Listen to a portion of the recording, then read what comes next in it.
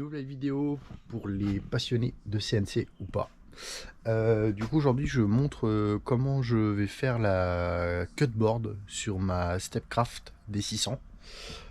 Du coup en fait une cutboard c'est une plaque avec des trous qui sert de support et sur lequel on peut visser ou pas les objets qu'on souhaite découper. C'est hyper pratique parce que du coup là j'usine sur le socle de base, j'ai pas trop envie de l'abîmer, j'ai envie de me laisser un truc propre et pouvoir changer ma cutboard quand elle est trop abîmée. Donc une cutboard, je vous fais voir, voilà, c'est ça. Donc là j'ai acheté du MDF chez Brico que je vais percer à intervalles déterminés par SolidWorks, du coup par mois. Ensuite, après, je vais mettre des inserts. Et une fois que j'aurai mis les inserts, je peux mettre des tiges filetées pour pouvoir plaquer une plaque directement sur la CNC. Donc, on va aller chercher le fichier. C'est pas le bon. Hop, on met fichier.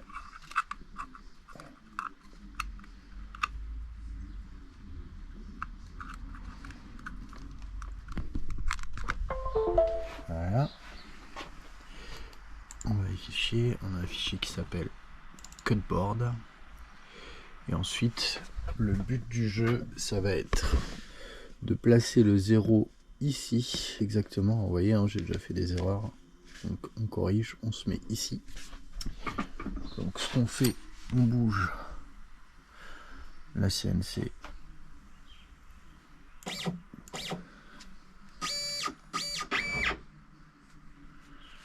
On va baisser le jog feed.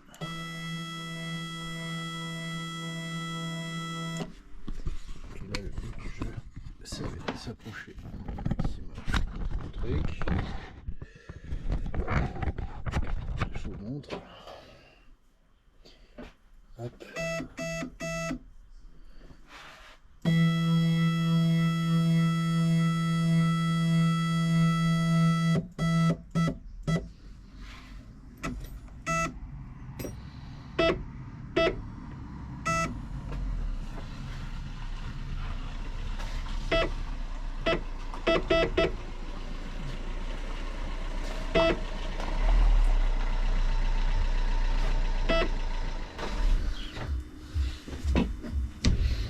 Tu vas me niquer la batterie!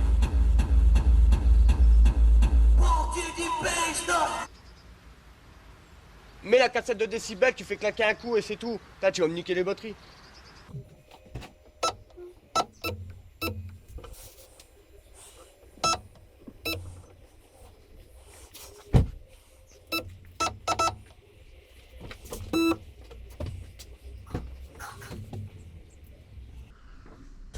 Une fois qu'on a fait ça, on appuie sur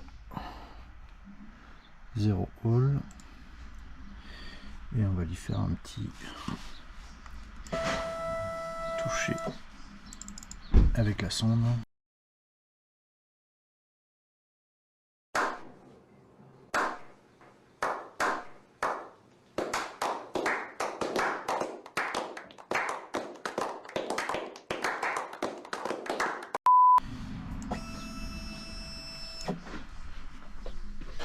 Donc, je place ma sonde.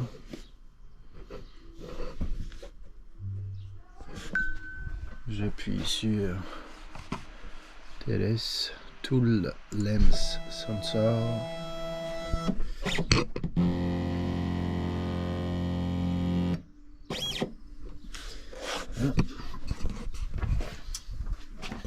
Maintenant, on lui fait un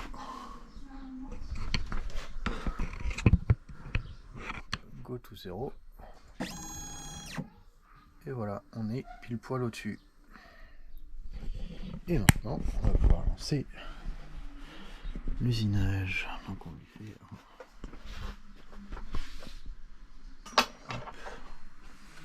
on met les lunettes et on lui fait un petit cycle start.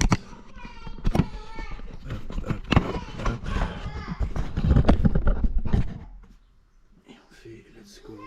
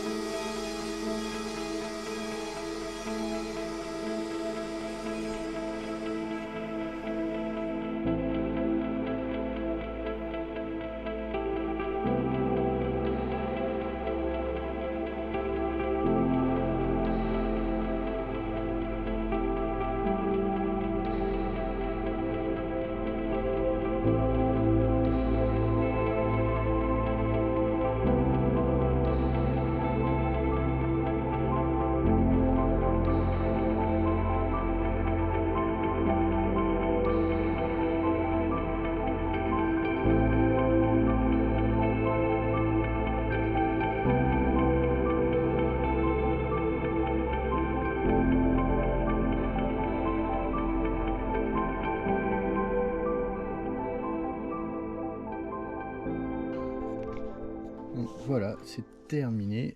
Du coup, je vous disais, on prend ces espèces de petites inserts là.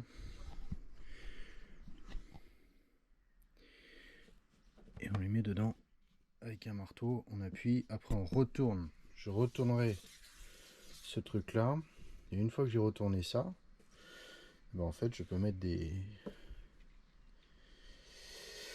tiges pour pouvoir plaquer ça directement. Il faudra que je visse aussi cette plaque là dans la cutboard de base, et puis on sera bon.